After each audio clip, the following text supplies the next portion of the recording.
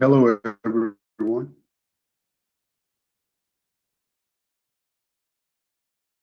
Yes, I was speaking to the lady earlier. I think we were the only two on at that time, so I've been off camera, but I'm here.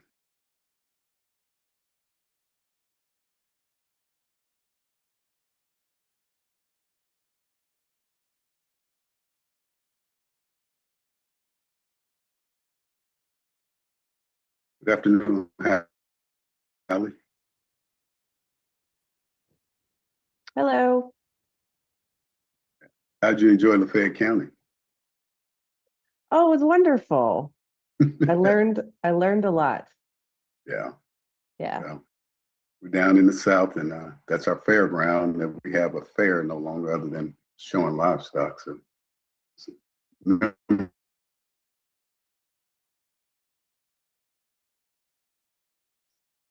memories out there. It was good to have you down here. Well, you broke up for a second, Ethan. What did you say? I was just saying it was good to have you. That was Oh, one yeah. of the bigger events that we have here. So There were so many people there. It was great. I'm glad to see your wife's doing better. well, thank you. She's feeling better. That is good. Good. Yesterday helped being Valentine's Day, so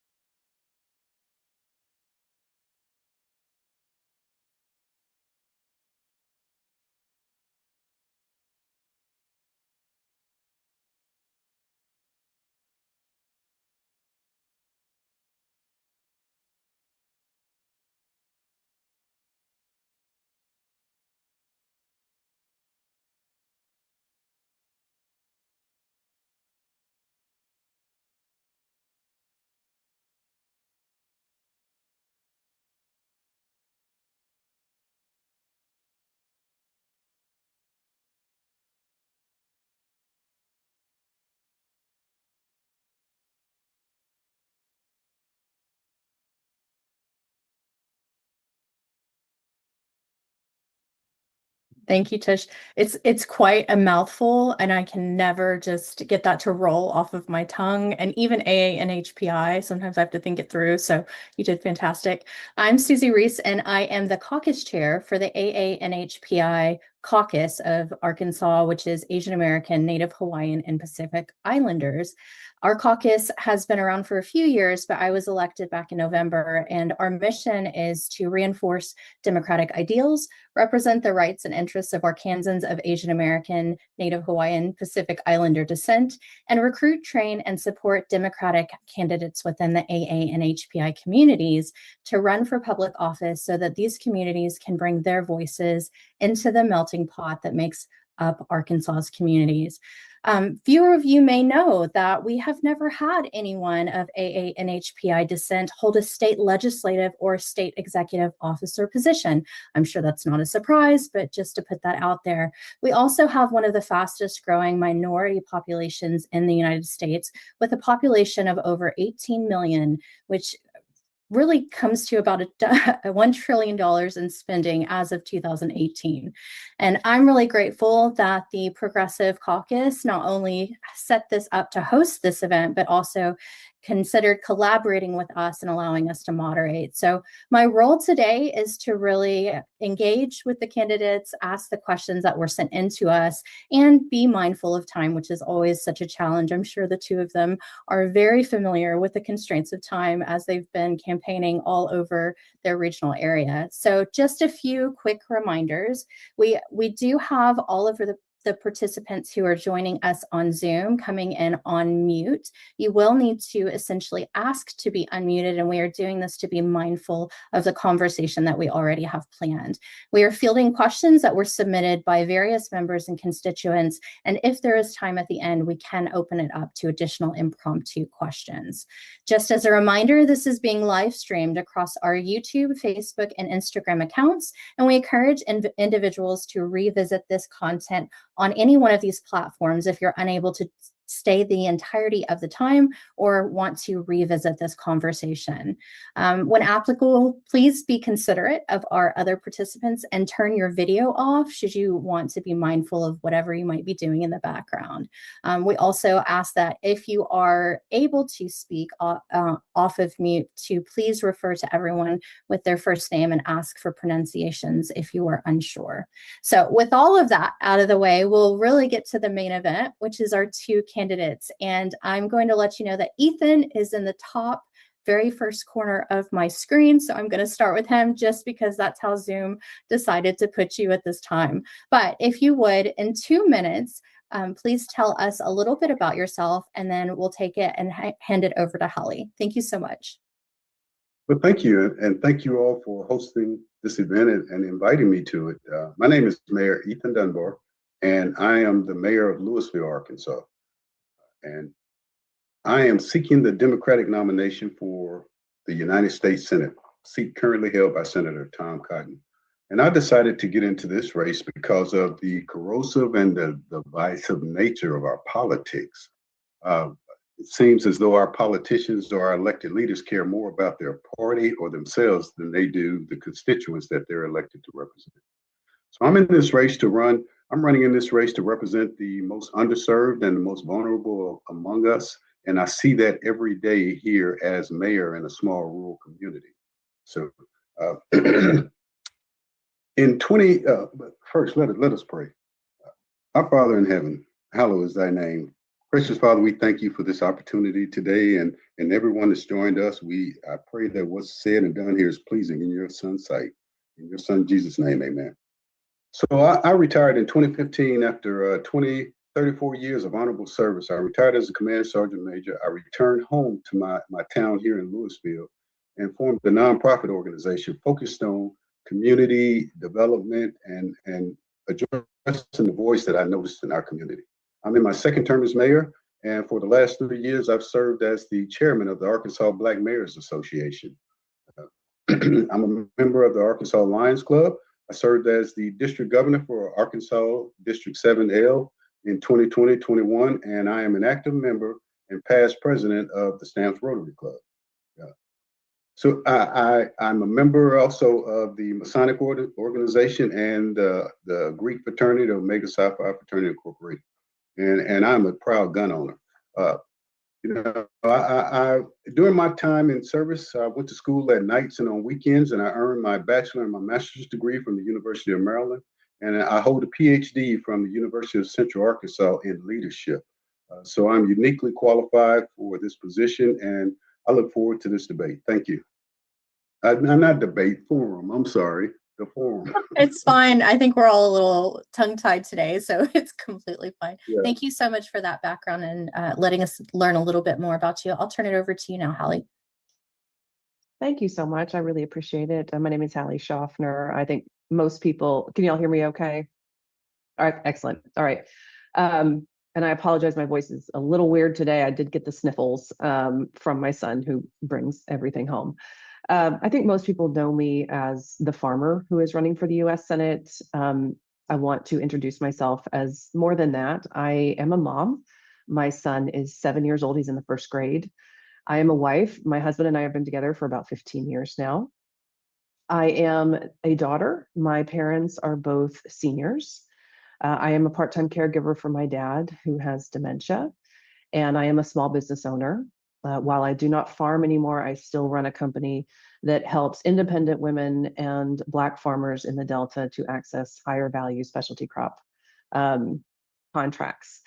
I grew up in Newport, Arkansas. That is the northeast part of the state in the Arkansas River Delta, the Mississippi River Delta, the Arkansas side of the Mississippi River Delta. It's where we grow most of our soybeans and rice here in Arkansas. I grew up in a very small farming community called Shoffner, Arkansas, which sounds much more impressive than it is because there are only 10 people and we're all related.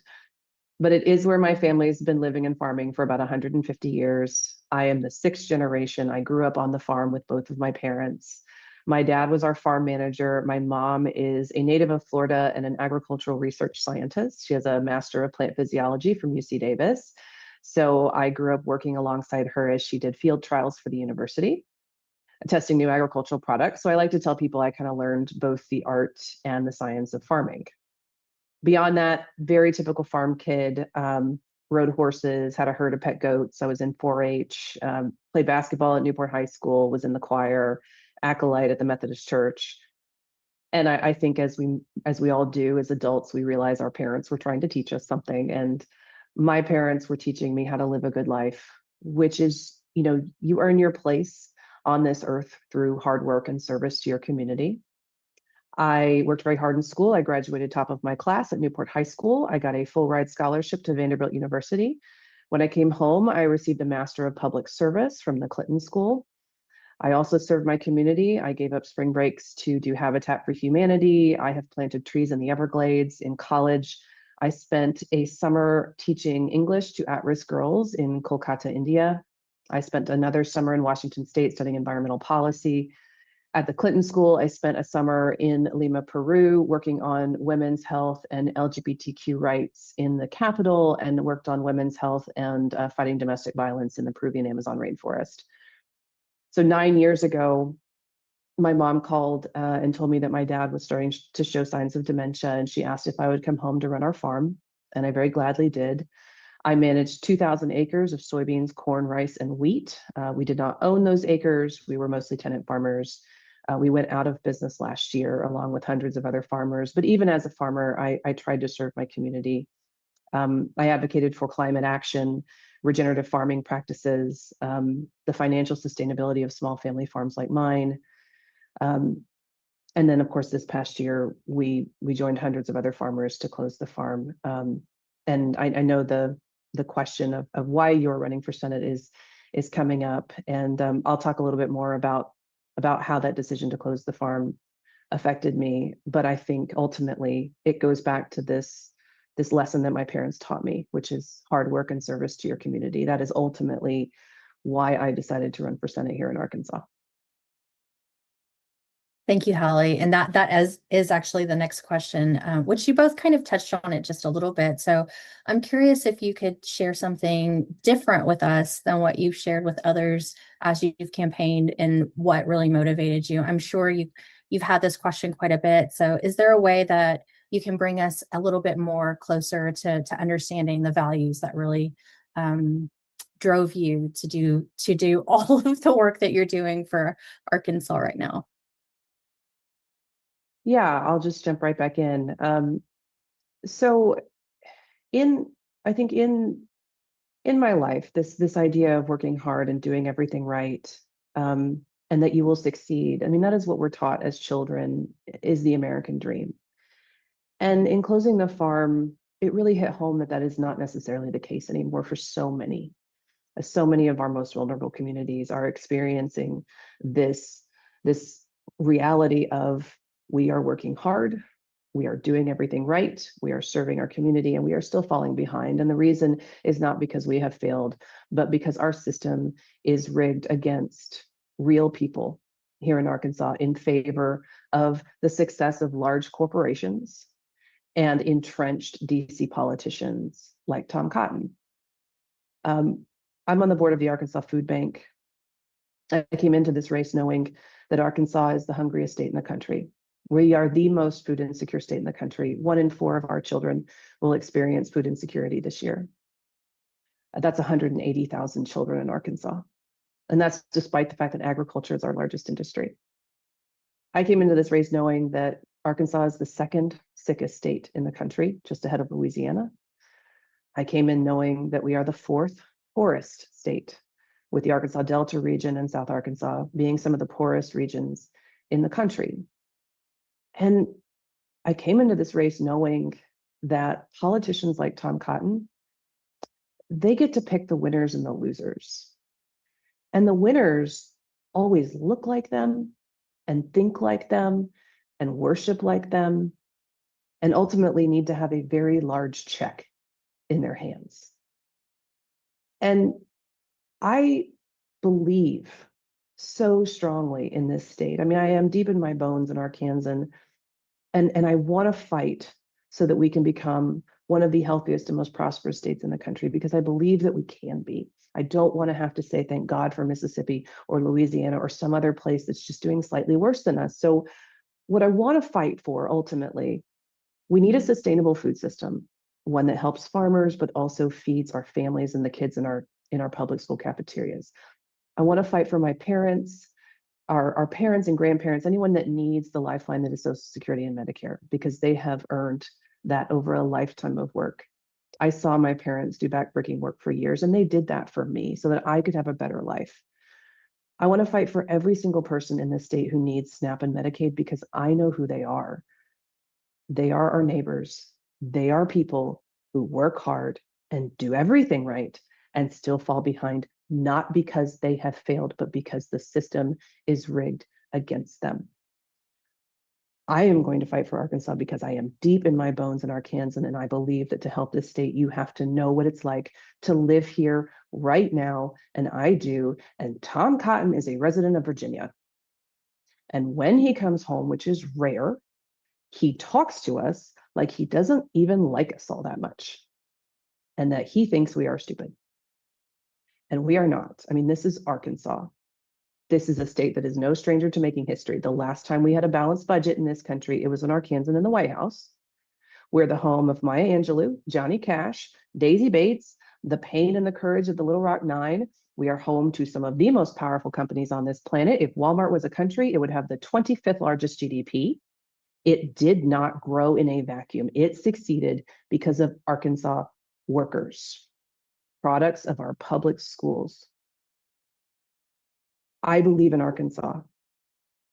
And in exchange, I am asking every single person on this call for your vote and your commitment to a campaign that is committed to the success and well-being of real people, workers, working families in Arkansas.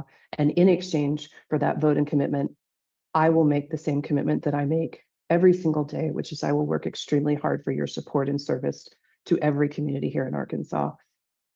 And as I tell people, if you send me to the Senate, I will roll up my sleeves and get to work like a farmer. Thank you, Hallie. I'll send you the same question, Ethan. You mentioned the division, the divisiveness of some of our candidates now. So can you dig a little deeper for us and let us know what really drove you to do this work? Well, yeah. First of all, this is my home. I grew up here in Louisville, and I was kind of unsure of what to do when it was time for me to retire. Anxiety was setting in. I spent my entire adult life in the Army, and it was time to change careers. And I had to pray really hard, but it came to me pretty easy to go back home. Each time I would come home, I would see the decline in our community. And, factories close, jobs go away, people have to leave to go. So when I moved back here, we formed a nonprofit in our community to address some of those needs. We are one of the few communities in this state. We have one grocery store in the entire county. We don't have any after-school programs, any child care facilities. We don't have any community recreation or activity centers. So when we formed this nonprofit, it was to address some of those needs and try and help these people in small, rural, poverty-stricken town to be able to live better.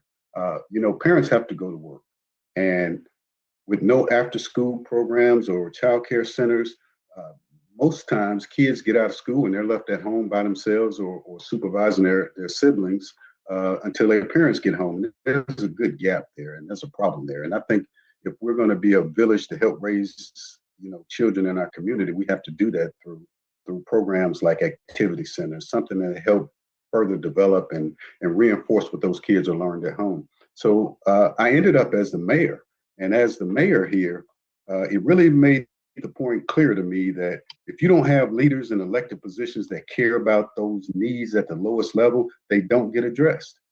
And coming from the lowest levels here in Louisville, as mayor, I've been able to direct resources to address some of those things that needed to be addressed that hadn't been addressed in years. And it let me know that there are people here. 43% of Arkansans are ALICE, asset limited, income constrained, employed. They go to work every day and they still struggle to make ends meet. I see it every month when we have to do a cutoff list from the water department because people can't pay their bills. Some are habitual, I got it, but there are a few there that actually have to make decisions on, am I going to pay this water bill or am I going to buy food or medicine? And that's a problem. So we've developed plans to help them. So I understand this at the lowest level. And I fight here at the lowest level because this is my home. And I see this as the chairman of the Arkansas Black Mayors Association. We have mayors across the state, and visiting each of those communities, you understand that this problem is not just in Louisville, it's all over Arkansas. What are our elected leaders doing to address this?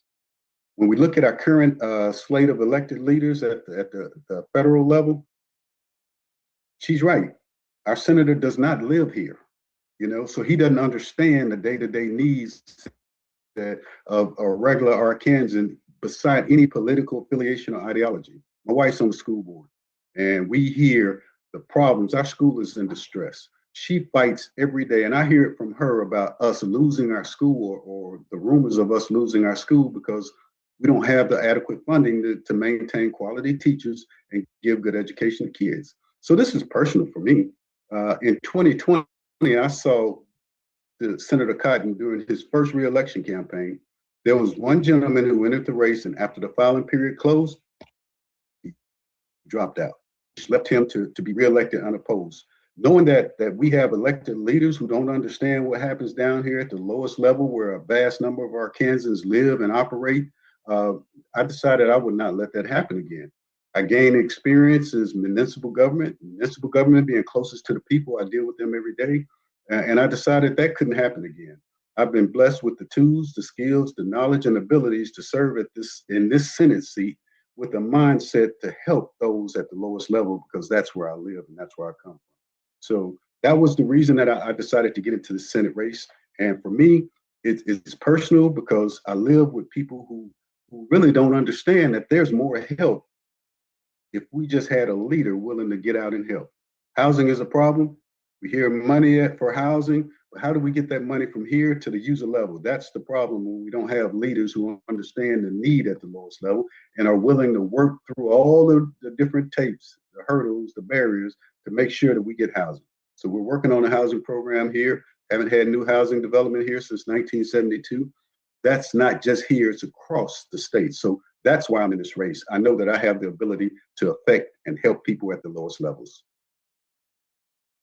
Thank you, Ethan. And I think that's a really good segue into our next question, which really is considering the PRO Act. So many candidates say they support working people, but their platforms often lack clear policies. If elected, will you support the Protecting Their Right to Organize Act or similar legislation to strengthen workers' rights and collective bargaining? That to me? Yeah, I'm kind of going whoever spoke last, so I'm not pivoting as much. That way it makes a little more sense. Okay. Sorry. No, that's fine. And the short answer is yes. Yes, I would work. I think we have some constitutional rights that we should be able to exercise without fear of retribution and retaliation, or even just mean-spirited enforcement. So yes, I would support uh, that. And I would also say that, you know, when it comes to our ability to protest, we need to understand truly that this country was built to get away from a tyrannical government, the king, and we don't need that again. We need to be able. Our founders were very thoughtful when they developed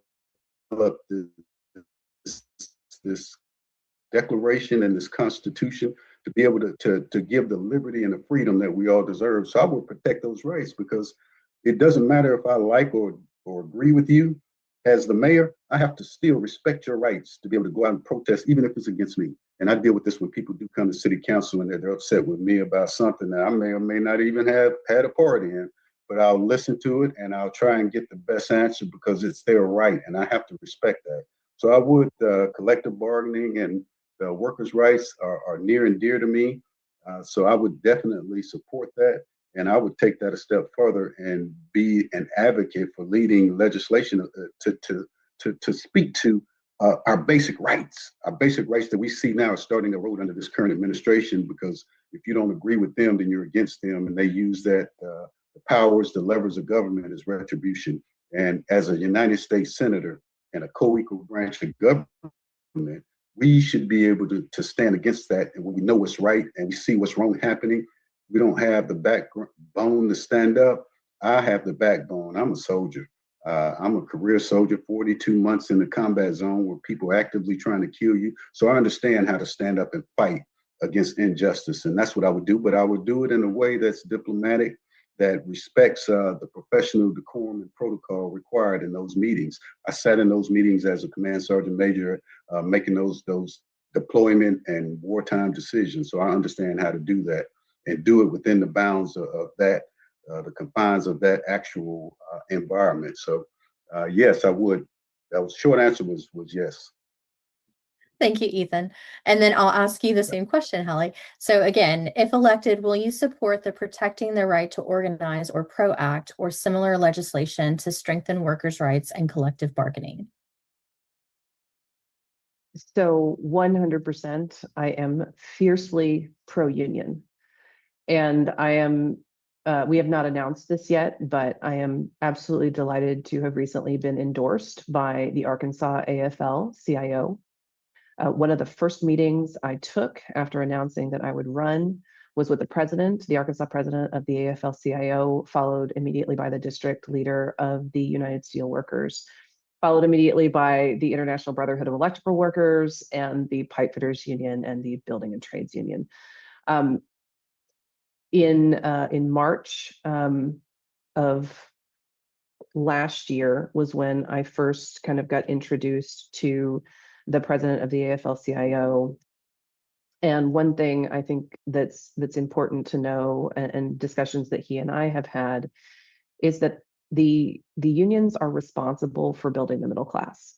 Ultimately, one of the things that makes America very unique in this world is the fact that we do have a middle class. It makes our economy very unique. It means that there is a large majority of us that are able to succeed.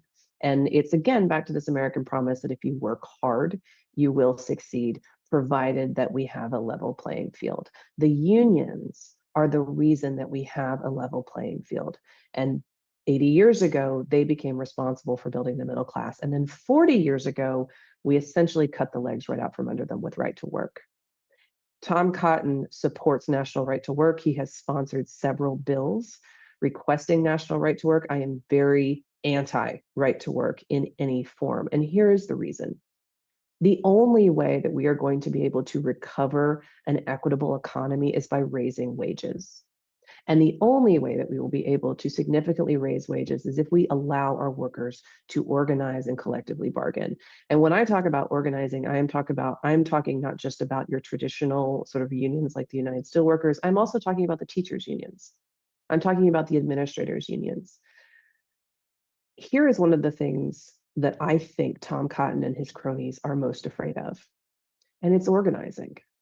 It is because the only way to fight big money is with big numbers.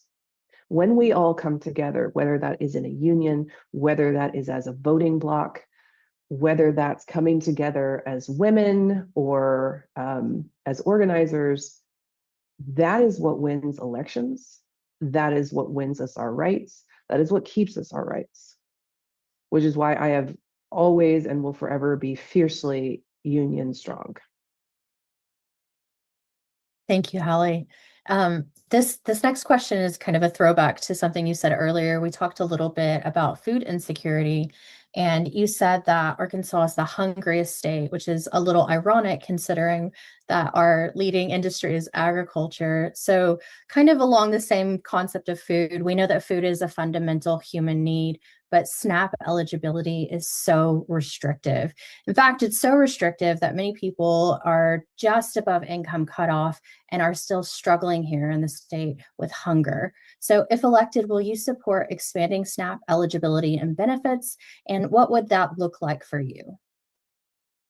Yes, and this is one of my favorite questions because I love to talk about food as a farmer and a member of the board of the Arkansas Food Bank. So a couple of things. Number one, we do have, as a society, the moral obligation to feed our own people. That is number one.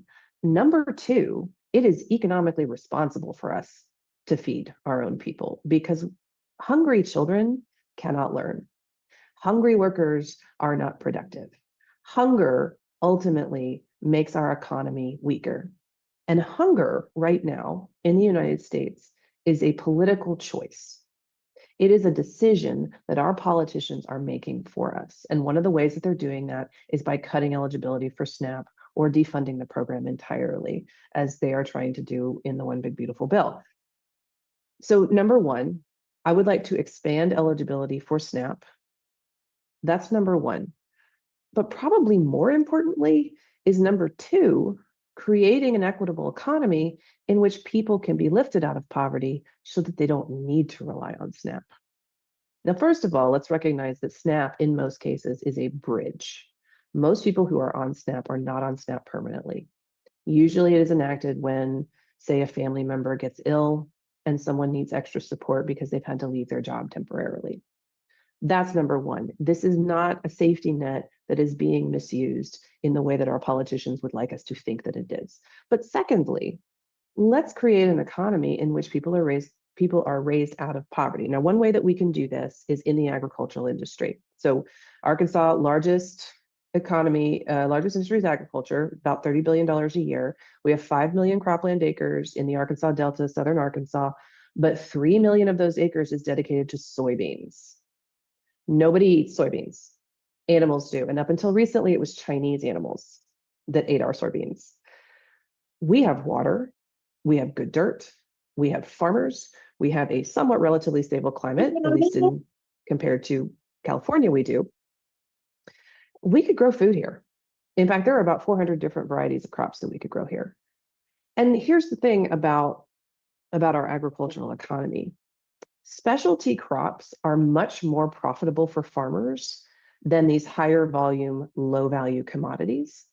So food production would make our farmers more profitable. It would also mean that, because right now it takes about 1,500 miles for a vegetable to reach your plate in Arkansas, it would also mean that we could turn around and take that fresh, healthy food and put it on the plates of our families. And because it did not have to travel 1,500 miles to get here, it is more sustainable and it is more affordable. Now, that addresses not just the economy, it also addresses affordable food. It also makes our population healthier, especially in an area of the country in which we have some of the highest rates of metabolic illnesses and nutritional deficiency. And then specialty crops, unlike commodities, require quite a bit more processing. So we will end up building specialty processing businesses, transportation businesses, retail businesses, either on farm or near farm in rural communities that currently don't have that industry. So by producing food in Arkansas, we create businesses that employ people in rural communities. We create businesses that serve that industry in urban communities. We improve our banking system because we have more money flowing through the economy. We feed our children and our families. We make people healthier. That is a win-win for everybody. And that is my spiel about food, which I absolutely love to give every time. Well, it's almost down to a science, I'll say. I've been working on this with the World Wildlife Fund. We've been working on a plan on how do you increase diversity in our agricultural economy in Arkansas. And we actually built out an entire plan that we did deliver to Senator Bozeman. We did not deliver it to Senator Cotton because he didn't want to talk to us. But it would require quite a bit of investment and de-risking from the government. We built out all these unique funding models to actually get it done. The problem is that a lot of the funding models that we created were cut when Trump was elected. So another reason I would like to be elected is because I would like to get those put back into place. Thank you, Hallie. So same question to you, Ethan. If elected, will you support expanding SNAP eligibility and benefits? And what would that look like to you, if so?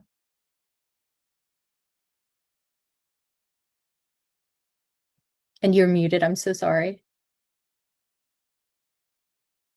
Man, get it down one day. Yes, I would. But let me say this. I fully support unions. Haven't had the pleasure or the privilege to meet the unions that Hallie has, but those unions have lobbyists that go to our elected representatives who make the laws and decisions that they're trying to implement or get support for. So as an elected representative, as a United States Senator, I would support those unions. And when they come to me, and I do need their support. But here's the thing about SNAP and food in rural Arkansas. Yes, we are the hungriest state in the nation, and the question is why. The question you ask a 7 or 8 year old that's hungry, they can't explain why they're hungry other than we don't have food to eat. So we have to be responsible leaders, elected officials, and understand that we've got to address this. We're seeing right now the largest cut to SNAP benefits in history with HR1, with the Budget Reconciliation Act. I refuse to call it that other name, but that's what the legal name is, the Budget Reconciliation Act, the HR1 that shows the biggest cut to SNAP benefits and to Medicaid in history. Why would we do that? The question is, you follow the money. Follow the money, because it's same with rural hospitals. If it's not profitable, then okay, we can do away with it because we say there are people abusing the system and they're on it that don't need it. They've made it now that you can't even qualify for certain benefits, and that includes veterans too. And they did have a waiver for some veterans, but I would support the SNAP, the Medicaid expansion. But knowing that these kids are hungry, and one of the things that we do as a nonprofit is try and do programs to help feed kids. They go to school, and we know they're going to get a meal at school. If they qualify, we're 100% free and reduced, so they're going to get a meal at school. But the question is when they get home. We have teachers now who put together backpacks, and they do it in a respectful way to give kids on the weekends to go home because they know that some of these kids won't eat. Why would not our elected officials understand that and fight to protect those benefits? Fix the problem. Whatever the problem is that causes them to say we need to reduce these benefits, we don't throw the baby out with the bathwater. Fix the problem, because there's a need here for these kids that are innocent in this, but our elected officials are the ones that can make the decisions. And I would do that. Even the charitable food system is not adequate without SNAP. No matter how much we try and help these kids, we still need these SNAP benefits. And the other thing about the SNAP benefits, it helps the economy too, because it gives purchasing power to these low-income families when they go and buy food, that now they're buying food in the local business or the economies, and it continues that economic cycle of funding. So we've got to be able to understand this in a broader context. And I would fight for that. That's near and dear to my heart. I see it every day. Again, we know the kids that go to the school, and some of them we know that won't get an adequate meal at home. And we got to address that at the root cause. And I think the way to do that as a legislature was knowing that it's important at that level and taking that passion to fight for it. And I'll guarantee you this. I retired out of Kentucky. Kentucky has similar problems to me, and that poverty doesn't know a color line. You know, those kids that are hungry, it's that they're not saying I'm hungry because I'm white, I'm black, I'm brown. You know, they're saying I'm hungry because we don't have the ability to get adequate food in our homes. So when we have legislators or elected officials who understand that, then we're taking that fight on for those young kids. Uh, and SNAP benefits, they help. We need them, and we've got to expand that program to help the most hungriest state. This big bill is going to make it's going to worsen hunger in the hungriest state in the nation. So yes, I would support SNAP emphatically. Thank you, Ethan. I appreciate that background and just the passion. I can hear the passion there. So you also mentioned in the conversation around SNAP, you talked about rural hospitals and how right now we're kind of just like, let's just do away with it as though that's not going to impact many people. So let's talk about universal healthcare for just a minute. Do you support universal healthcare? And if so, how would you vote to enact that? I think healthcare is a right. That's what I believe. Healthcare should be a right. It shouldn't be based on the bottom line of the profit margins of a big company that can afford to provide healthcare. Another thing that this HR1, this Budget Reconciliation Act does is strips healthcare away from thousands and tens of thousands of Arkansans. And the state legislature may be able to fund that. They may be able to close that gap and meet the difference. We'll have to work with them on that. But we should not even be doing that. I think healthcare is a right. You should be able to go to a doctor when you get sick, not have to suffer in silence because you can't afford to go. Not just a doctor, but a dentist. You know, so again, I look at kids who have to grin and bear it, if you will, because their parents can't afford healthcare premiums that have skyrocketed over the last 45 days or so. But they have to grin and bear it because we can't afford to take you to a doctor. That's not right in the wealthiest nation in the world. We should be able to do that. The decision to close a healthcare facility should not be based on, well, this is no longer profitable for us. Profitable. What about the people that need it? And then the burden gets passed on to the hospitals and the emergency rooms who can't turn them away, but somebody is still paying that cost.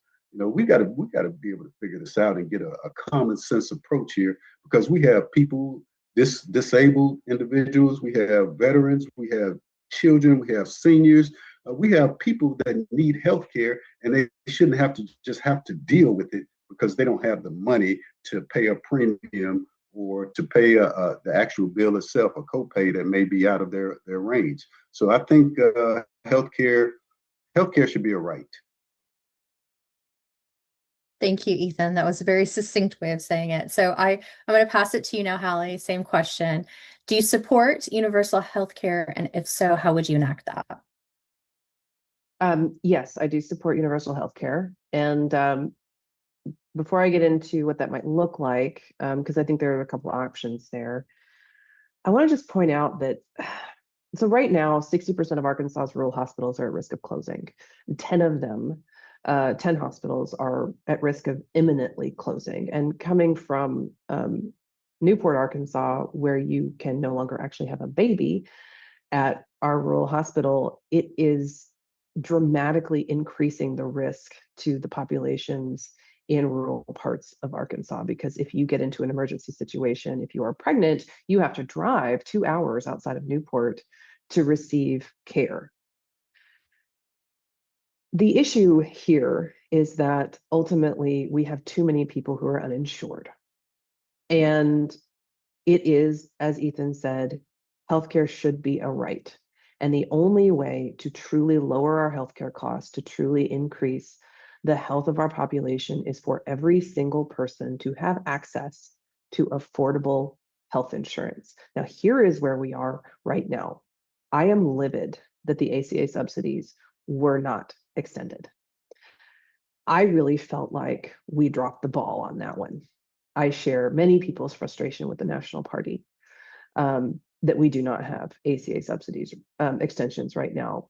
As a small business owner, I am affected by that. My husband and I are both insured by the ACA marketplace, and for 2 healthy adults and a 7-year-old, we are forced to pay $2,000 a month.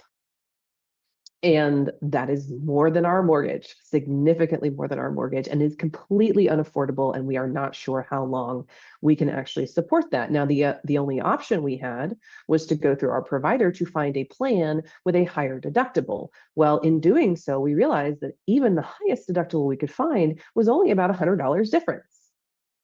There are no options for Americans right now in terms of affordable health insurance premiums. And part of that problem isn't just that we don't have access to plans, it is the fact that we don't have any competition in the health insurance marketplace, because our healthcare system, like many other systems in our country, have been overtaken by, in my opinion, illegal monopolies.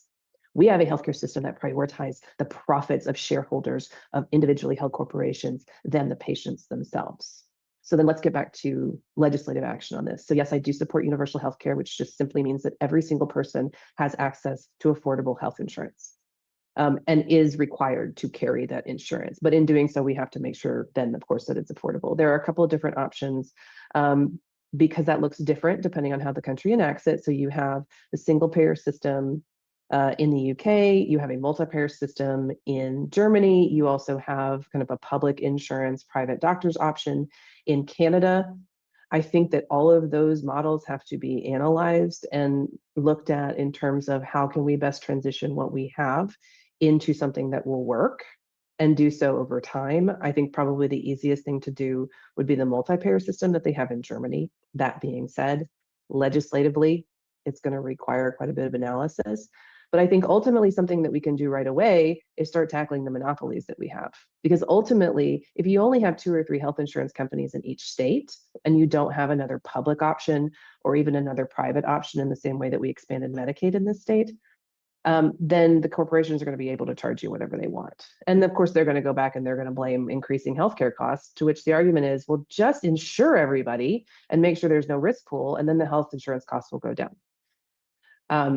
Economically, it makes absolutely no sense for us to not have everyone insured. Morally, everyone should have a right to healthcare, but economically, it truly baffles me that our politicians cannot wrap their head around the fact that a sick child can't learn and a sick worker isn't productive, and it makes sense for us as a country to have a healthy population, and the only way you can do that is affordable health insurance for everybody.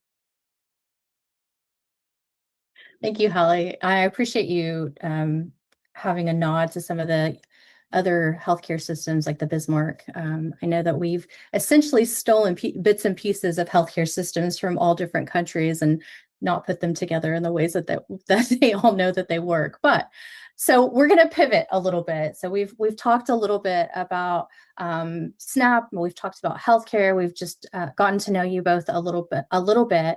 But now I want to look at some international conversations. In particular, we want to look at what many in the human rights and international spaces have described to be a genocide in Gaza. So what concrete actions will you take if elected, such as supporting sanctions or banning US weapon sales, to hold the Israeli government accountable and prevent further civilian suffering? So I'll pass it back to you, Hallie, and then we'll turn it over to Ethan. Yeah, so I think something that we could very quickly do is simply cease military funding to Israel while we come up with a full plan for accountability. And I want to go back to this increased frustration that I think probably everyone on this call, everyone in America holds right now, which is this notion that we have ceded our moral standing in the world. But second, that not only have we ceded our moral standing with the world, we seem to have ceded our moral standing with our own people. Congress just approved, I think it was $3.3 billion to go to Israel in support of action in Gaza as well as defense. And I can think of about 15 things to do with $3.3 billion that would feed our own people instead of starving the children of Gaza. And I truly do not understand how it is that Tom Cotton can turn his eyes and our resources and our taxpayer money and our time to anywhere other than the United States and the state of Arkansas. I think that it is perfectly reasonable for us to immediately say, no more funding. And then to come to the table and say, what does it look like going forward so that we can support the people of Gaza and the people of Israel, who are very much in support of a ceasefire and peace in Gaza and a rebuilding of the region as well. I would like to point out that there are many Jewish Americans and many Israelis in Israel currently who also support the rebuilding and cease of operations in Gaza. Thank you, Hallie. Same question to you, Ethan. What concrete actions will you take if elected, such as supporting sanctions or banning U.S. weapon sales to hold the Israeli government accountable and prevent further civilian suffering? First of all, let me say that this is an age-old problem in the Middle East, and I don't think that any one group of people can solve it. But here's the thing: we've got to recognize the humanity in this whole thing, and we've got to lead with diplomacy versus aggression. We want to force everyone because we got the biggest stick and we wield the most power. We want to force people to do what we want them to do, and we see, drawings of what a Gaza would look like that would then make the wealthy even wealthier. But if we ignore the humanity of those children, it doesn't matter what side of the doggone border that they're on. They're children, their families, their women and children and men that need help. They need to be able to eat. And that's something that you've got to have some diplomacy about. How we fix this, I can't tell you I know how we fix this, but it would take our elected leaders and our government to help fix this. But it would have to be fixed with, first of all, having a healthy respect for humanity. There's no hierarchy of humanity. We're all human, and we have to have the compassion and the empathy to be able to fix this problem. Now, the United States, we do have the ability to help fix this problem if we're leading with compassion and empathy versus looking at how a profitability is going to affect our bottom line, and I think that's what I'll bring there, because the heart and soul of my campaign is, one, returning civility into our politics, to our political discourse. We have to be respectful of each other, even in our disagreement. So what's happening over there? And we look at Israel, and a lot of people get upset when you talk about this if you don't support one side or the other. But if we look at the humanity of it and we erase the lines over there and start looking at how can we get these people the help that they need.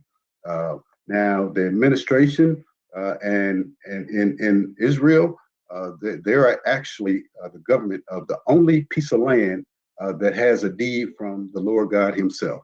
He gave that land specifically. No other piece of land in this world has that same. So I understand the reverence there, and we've got to be able to lead with the example that was given us, focused on humanity. And I think we can do that if we're not worried about profits. We're worried about money. We see people dying from hunger over there, and you can't tell me what my eyes see is not what's happening when I look at these pictures and the videos of these children suffering. And our administration is telling us, oh, no, that's not it. They're getting aid. We're blocking it. We're using our power. We're supporting a bully government. And, that's not to say I don't support the people and the land, but the government, sometimes we get the bad. We get some of our unsavory leaders, and we can speak from experience here in the United States on that. But we've got to be able to lead with humanity. And I think if we do that, there are enough people and other powers in the world who feel the same way, that we can fix whatever it is when it comes to addressing the human rights issues and the lack of food and starving children in that region. I think there's enough people, if we take the right approach, that can fix that. We won't fix that border issue. That's something that's going to go on beyond us, but we can fix the hunger. And, we don't deny the World Hunger Kitchen that's trying to go in and feed people, but we won't let them in. Why? When we see children starving, not having medication or food. So I think that would be the approach that I take. First of all, having enough respect for others' differences to be able to work through that for the good of whoever it is that we're representing or we're advocating for. And there's enough people and alliances in the world to be able to do that and do it successfully, even in that region. And fixing the other parts is going to take some additional talk, but we got to address that atrocity that's happening right there with children and women and children that's just dying from hunger. There's no need for that. There's no need for that. So yes, I would. I'm not sure. I can't tell you exactly how I would do it, other than building relationships with other senators and other legislators and our government. But I would tell you that would be an objective of mine, and I would work. I know how to achieve objectives, and that would be one that I would prioritize high on the list, because we see children going hungry. Even in our own country, we see that, and I would address that first. Well, simultaneously if possible, but addressing hunger and returning humanity into our decision making is something that we should do as elected officials. Thank you, Ethan. I appreciate you saying you don't have a plan right now, but you can look for one when you get in there. Being able to set a goal is always important and reach those objectives. You also said something about looking at our leadership, which kind of leads me into the next question for this conversation.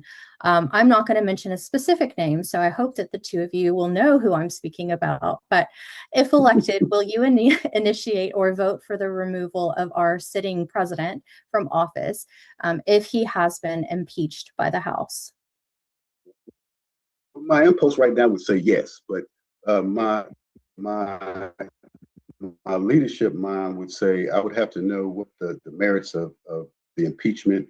And, those senators who try an impeachment, the House impeaches, the Senate then does the conviction or acquittal. I would have to know the merits of the case, and that would drive my decision. And I would have to separate my personal feelings from that professional look of whatever it is that's presented. And we have to take an oath and say we'll be fair and impartial. And I would be, but if he's guilty, man's been our current leader's been impeached twice, and if the Senate had the intestinal fortitude to do what was right because the evidence was clear, as we could all see, then we wouldn't be living through this nightmare we're living now. But the answer to that is, if the evidence supported removal, by all means, and I would definitely talk to my colleagues to say, hey, do the right thing. This country was founded on moral reasoning and moral principles. And we can't abandon that now when we see this immoral activity from the highest levels of our government. Thank you, Ethan. And then the same question to you, Hallie. So if elected, will you initiate or vote for the removal of our sitting president from office if he has been impeached by the House? I will give credit where credit is due. I think Ethan perfectly summarized exactly how I feel about it. Great. Well, we'll move to the next question then. The SAVE Act would require additional proof of citizenship. I'm not sure if anyone has been online lately, but this is a very hot topic right now. This additional proof of citizenship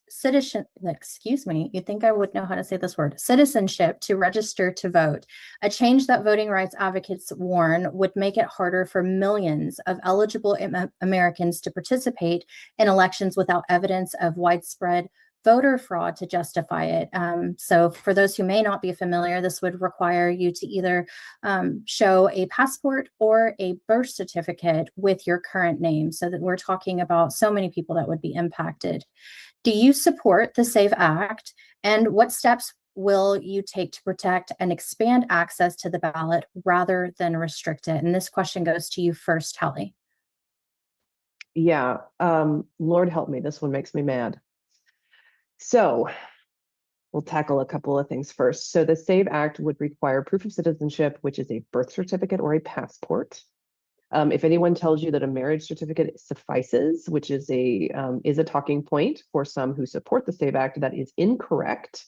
If you read the legislation, it is in fact a birth certificate or a passport. Now, what this does is it disenfranchises 22 million Americans. It disenfranchises women who have changed their name because they have gotten married, and so their name does not match their birth certificate.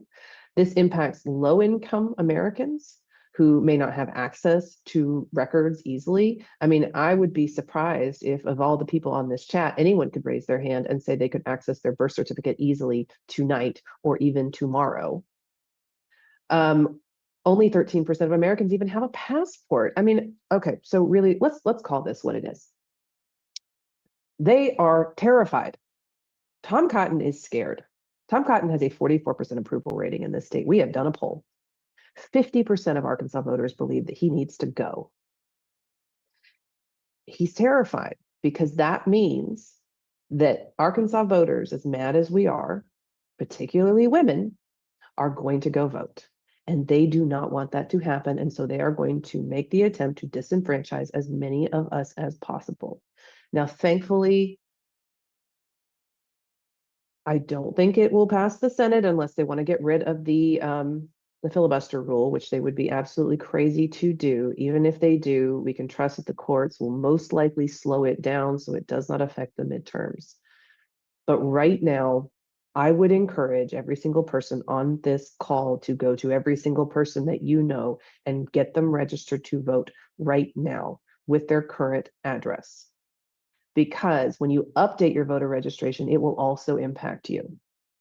If you are registered to vote right now, as soon as possible, even though you won't be able to vote in the primary, which is March the 3rd, you will still be able to vote in the midterm elections because you will not be required to update your registration.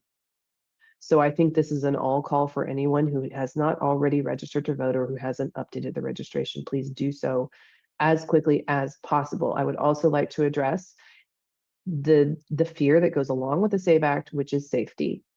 What we are telling our voters right now is that if you do not feel safe voting, we encourage you to go early vote when you can, go in an off time so that there are no lines. Usually early voting occurs in a more neutral place, such as a public library. If you do not feel comfortable still, identify a polling place in early voting that has a poll watcher, because you can access more polling places early voting than you can your one polling place on election day, and take a buddy if you feel like you need to. The other thing is, if you see something happen on election day, you will be able to call a number that we will post on my website. We will have attorneys standing by at our campaign headquarters to deal with these issues immediately as soon as they happen. Getting back to the SAVE Act, they are worried about the power that we have as voters. Lyndon Johnson, when he stood on the floor of Congress and he was advocating for the Voting Rights Act of 1965, he said that voting is the single best instrument ever devised to fight injustice. He is absolutely right. The only thing that fights big money is big numbers. And big numbers of voters are terrifying for people like Tom Cotton. That is why the SAVE Act makes me absolutely livid. Thank you, Hallie. Same question to you, Ethan. Do you support the SAVE Act, and what steps will you take to protect and expand access to the ballot rather than restrict it? Do I support the SAVE Act? No. And I'll tell you, this is just some more of that MAGA, Make America Great Again bull dookie that we've been dealing with for the last 13 months. You know, here's the thing. This is just a step in a plan that they showed us last year, well, year before during the campaign season. When we heard the current president say, if you vote now, you'll never have to vote again. We'll have it fixed so good. And we're seeing conditions being set for that now. This is a part of that. The SAVE Act is a part of that. It disenfranchises voters. Make America great again. We want to go backwards, back to a time when we didn't have rights to vote. During the Civil Rights Act, which they pretty much gutted, the Voting Rights Act. But this is a part of a bigger movement to maintain power. And it's causing some other issues. No, I wouldn't support this because it's too restrictive. States have the right to control their elections. And now we want to take over states' rights because we have a plan to maintain power beyond constitutional limits. That's going to be a constitutional crisis for the Supreme Court if they will hold on it, because when this president seeks to stay in office longer than he's constitutionally allowed, that's going to be a crisis, and it's going to make them make a decision on it. So we see now the conditions being set to support what he said during his campaign. We saw everything that they said they would do being executed now through Project 2025. In 2025, we saw the implementation of Project 2025. This is no surprise to me because they control all levels of government. So they're putting things in place to ensure that they remain in control. No, I don't support this. This makes it harder for half of the stuff in this doggone act is already in place at the state levels, which control the elections. So we got to call this what it is. It's a bunch of bulldookey, you know, and we know that is happening, and we got to guard against that. And the only way we're going to do that is have leaders with the backbone, the intestinal fortitude to stand up against this mess. The congressional delegation we have, they're not doing it. The current senator who's up for re-election, he's a sycophant for the president. He's not going to say anything against what this president is doing. He's going to support it, whether actively or quietly, by not saying anything. So let's just call it what it is. We know what they're doing. They've given us their playbook. We see it being implemented, and we've got to stand against that. And the only way we can do that right now is through the ballot box. We can talk about all kind of what we would do and all, but until we get out to vote now and put the right people in place to fight this, this is only a step in a larger plan. So when we know the plan, go look at 2025, Project 2025, Agenda 47, whatever you want to call it, they're the same thing. But go look at it and see what they're planning, because they're following that playbook. And we saw it starting with them reducing government and Elon Musk and the big chainsaw and cutting these different departments and the soft power that we had to be able to diplomatically solve problems and help other nations. You're seeing all that being restricted because of a view that, no, this is America. We're going to do America first and take care of each other. We are so divided in this country right now, and a house divided against itself cannot stand. They're setting the conditions to maintain power, and we got to stand up against that now. The SAVE Act is just another step in the whole bigger plan. So no, I don't support that. Thank you. And I appreciate you kind of highlighting how it was worded a little oddly. I think that one thing to keep in mind is that it's not often that they're telling us exactly what they're going to do unless it's in Project 2025. So it's important for people to understand how things are going to be, actually written out and what they're actually voting on, so that they know that it's not saving their rights to vote. It's actually infringing upon that. And I do appreciate you mentioning Project 2025 as well. I think that it was a lot to read and a lot to see ahead of time, and then to realize how much of what we're experiencing really was laid out for all of us to have access to. So when you have time to learn, I always encourage everyone to do a little digging, which is why we're so glad that the both of you could spend some time with us today so we could hear it straight from your mouths. So we have a little time left. We've actually gone through all of our preloaded questions, and we're going to open it to 1 to 2 more questions from those who are in attendance now. So if anyone would like to share anything in the chat that they would like to ask, that they feel maybe they need a little more clarification or that wasn't addressed, or if someone would like to come off mute and pose one or 2 more questions, we have time for that.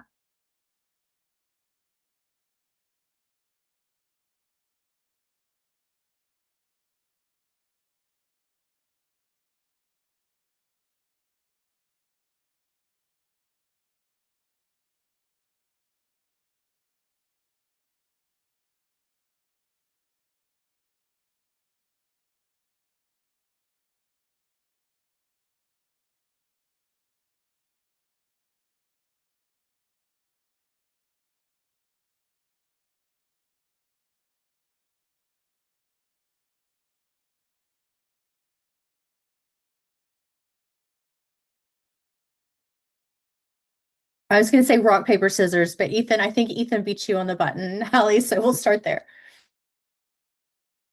Well, let me start with the current senator. He doesn't live here in Arkansas. He's got a personal agenda that he's pursuing, and it doesn't include the welfare of regular Arkansans.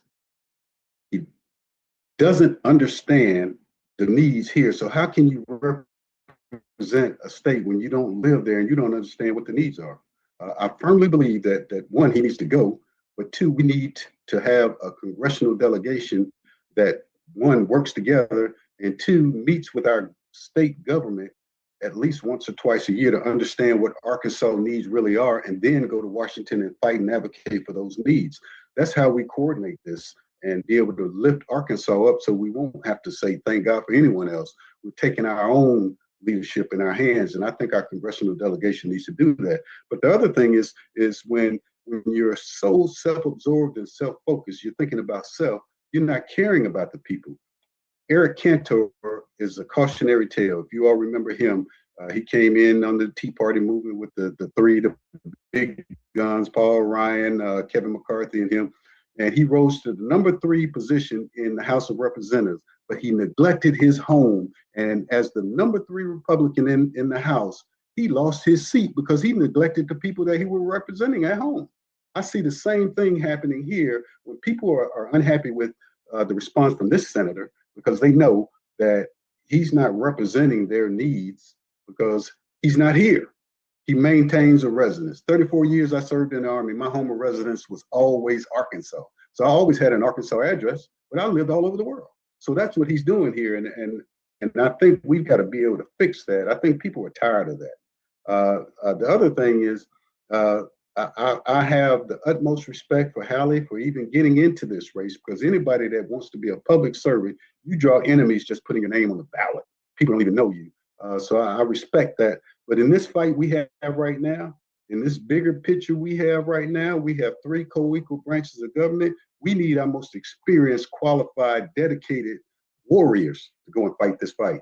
And I respect her farming background, but you can't go into a battlefield fighting with farmer mentality. You got to have a bigger, broader understanding of what warfare is about and how to employ the best tactics to achieve whatever objectives that you need to achieve. So I think that we need to be able to understand that the fight that we're in, that we got to be able to put our best out there to combat what's happening right now. Because if we're not careful, what we're going to see is what we're seeing now, the executive branch of government exerting extreme power over the other 2 co-equal branches of government, and they're capitulating their authority to him. And he's exerting unitary and autocratic rule over the United States. We're watching a coup, a slow-moving coup toward authoritarianism. And we need leaders that are willing to stand up and fight against that.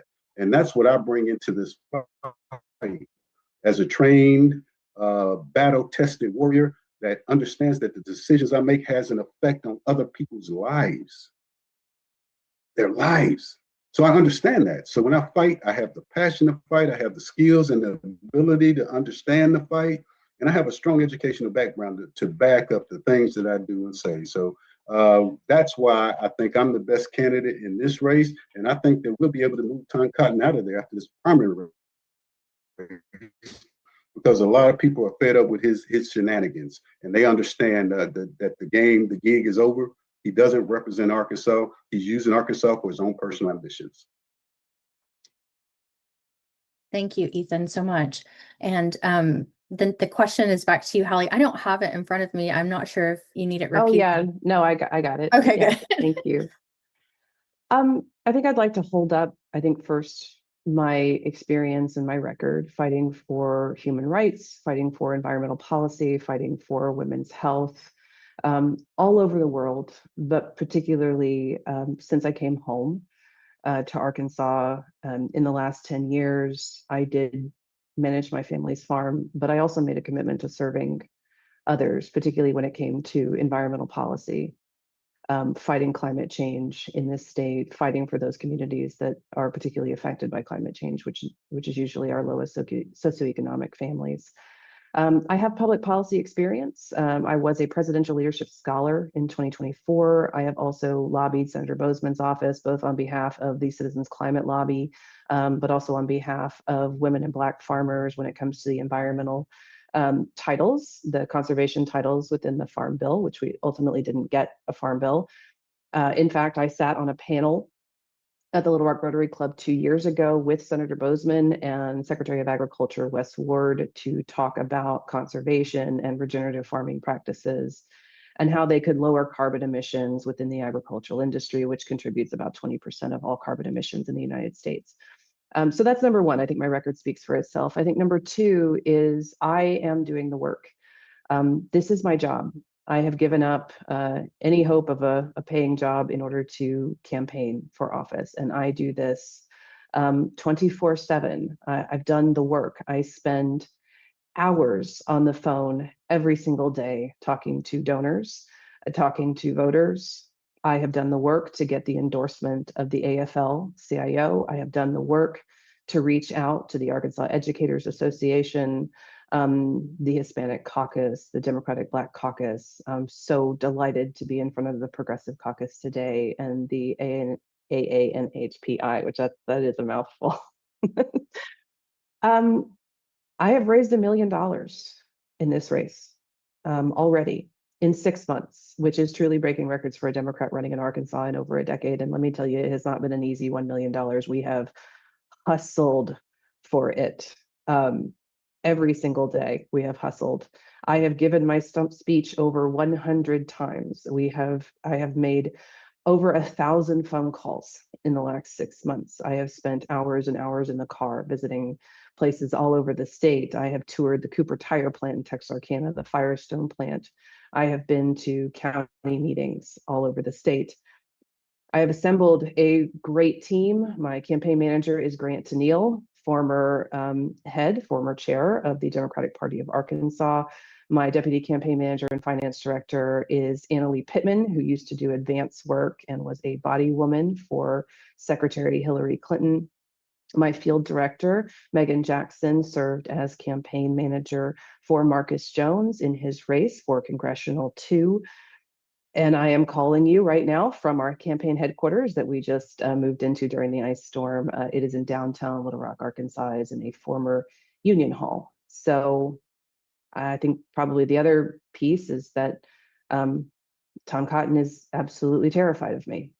He and his cronies have spent a lot of money, both campaigning for him and campaigning against me in the last just several months. I don't know if anyone received the text message.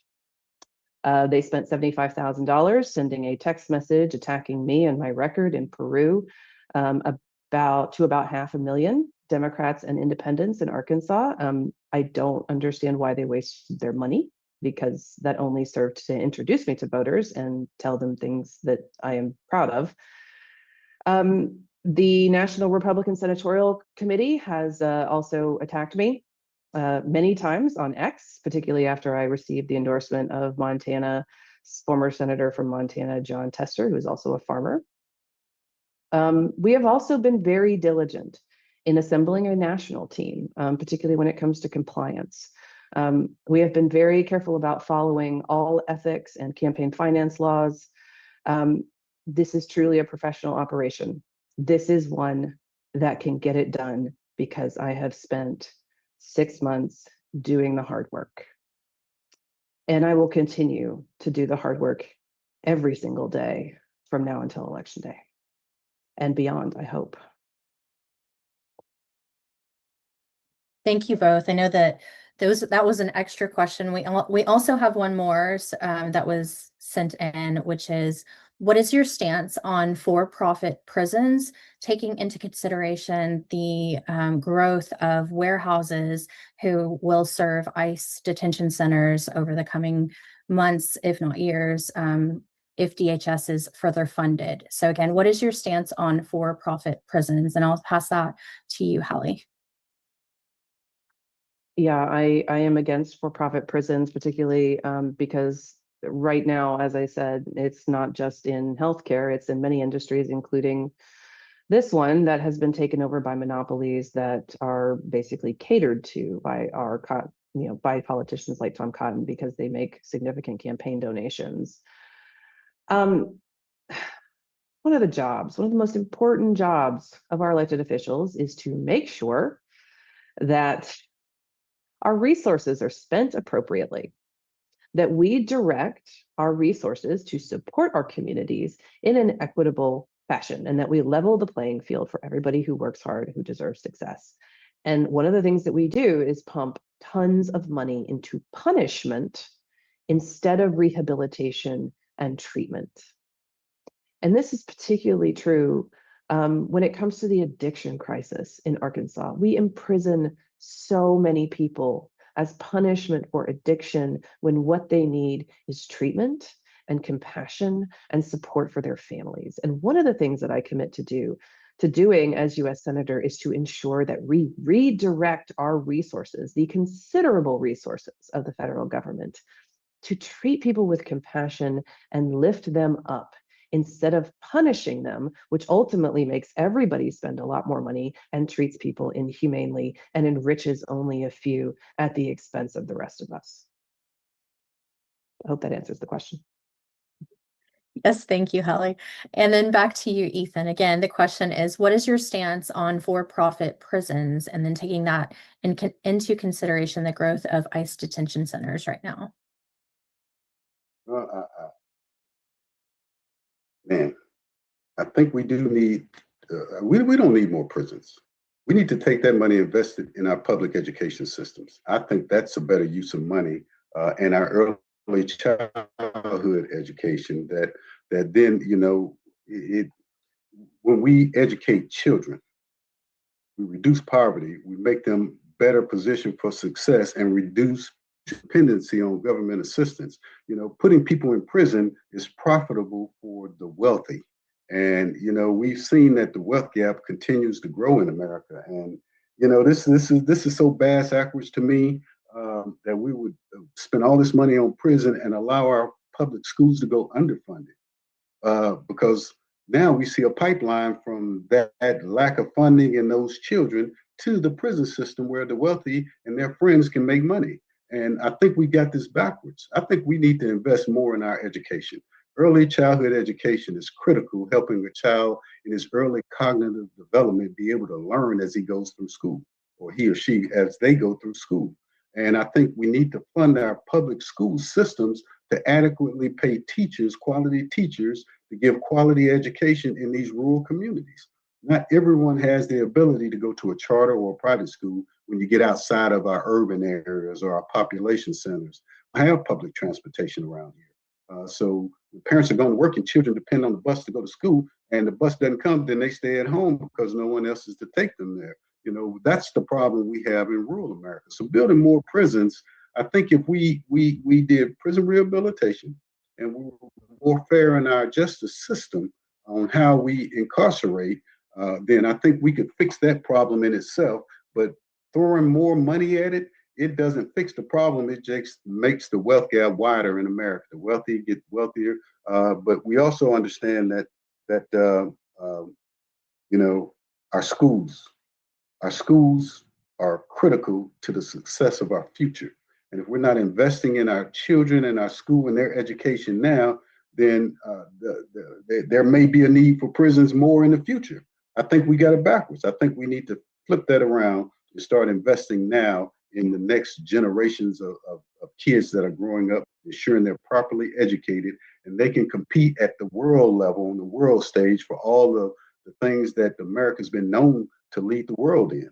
I think that's where we need to focus at. So no, I don't support prison systems. And I think there was a part two to that question. Was there?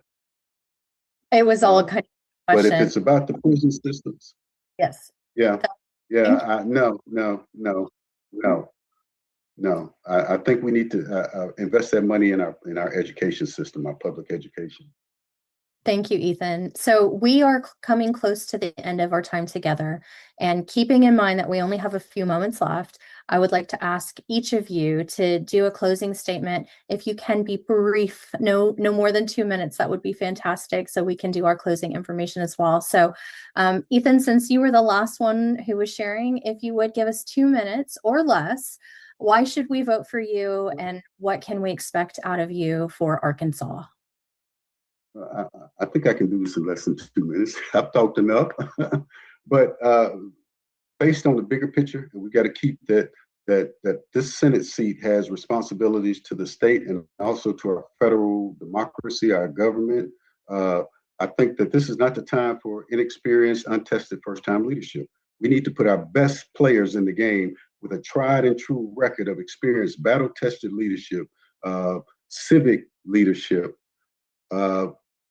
municipal government leadership. I've been in this fight since I retired for the last 10 years, fighting for these things that are near and dear to me. And I believe that understanding how that fight goes at that level, I think we need to be able to put our best candidates forward. Not to saying that no one else is a good candidate. I'm saying our best candidate in the fight that we're facing. Because if we're not careful, we're going to lose our democracy. We have to have people and leaders, elected leaders and senators that understand that there's a bigger picture here. And our democracy depends on it. They said if we can keep it, it's a democracy. If you can keep it, well, we're on the verge of losing it. And we see all the pieces falling in place now. We need to be able to guard against that. Thank you for having me. And I think that I've said enough, but we need our best players in the game at this point. Thank you. You did great. Under 2 minutes too. So I appreciate that. Hallie? Well, thank you all so much for having me. I think I said this before, but I am deep in my bones an Arkansan. And I believe that to help the state, you have to know what it's like to live here right now. And I do. I mean, I'm not just a farmer. I'm a mom of a young child. I'm the daughter of 2 senior parents, one of whom has a degenerative psychological illness. I understand what it means to juggle having a family along with, working. And I have a deep respect for, I think, the story of what it means to work extremely hard and do things right and still fall behind. Again, not because we failed, but because the system truly is rigged for the success of corporations and politicians like Tom Cotton. And I'm 38 years old. I wake up on the fight side of the bed every single morning, and I always have. And I will take it to the mat every single day of this campaign and hopefully serving as your next US Senator. And I will bring this record of hard work and service with me because that is ultimately who I am. And I will always honor that. So I hope that I can count on everyone's support as we move forward in this campaign. And if anyone wants to reach out to me directly, I'll put my my email in the chat if that's okay. That is more than okay. We've actually also added both of your websites in the chat as well so that folks can get to know a little bit more about your platforms and policies. So first, thank you both for making time for us. We know that you have both been trekking all over the state, and we appreciate the hard work that you've been putting in for all of Arkansas. We are very proud to have such phenomenal candidates as yourselves representing us. Just as a reminder, I am the chair of the Asian American Native Hawaiian Pacific Islander Caucus of Arkansas, and for us, it is imperative to educate leaders and elected officials who are not of AA and HPI descent on policies that support AA and HPI communities and how best to be informed allies. So Arkansas has never had anyone of AA and HPI descent hold a state legislative or state executive officer position. Arkansas was one of 2 states that had a larger baseline Native Hawaiian Pacific Islander population that more than doubled between 2010 and 2020. We expect that to continue to rise. And just in case anyone is curious how these policies and issues impact our communities, about 7,097 AA and HPI Arkansans, around 37%, lack health insurance, and around 38% of our communities live in poverty. So we appreciate you representing all of Arkansas, and we know that that also includes a melting pot of personalities, experiences, and backgrounds. So thank you both again, and thank you to everyone who was a part of this conversation today. I'll pass it over to our phenomenal caucus colleagues at the Arkansas Progressive Democratic Caucus.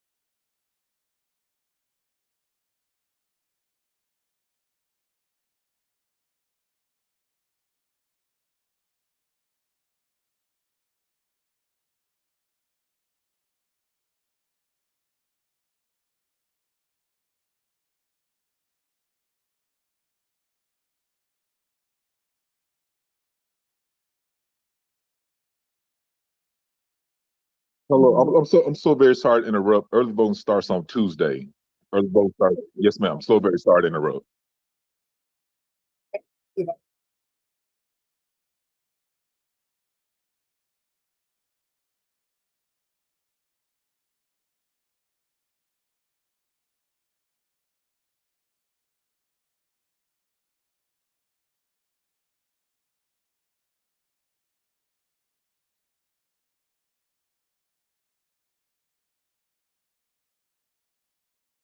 Who was speaking? Stephen? Stephen Person, he's the right person for you. Stephen. There's Stephen. I know Stephen. Moments where you're a little upset about last names, you know what I mean?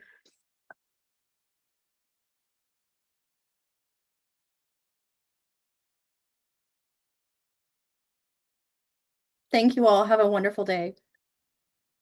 Bye, y'all. Thank you all for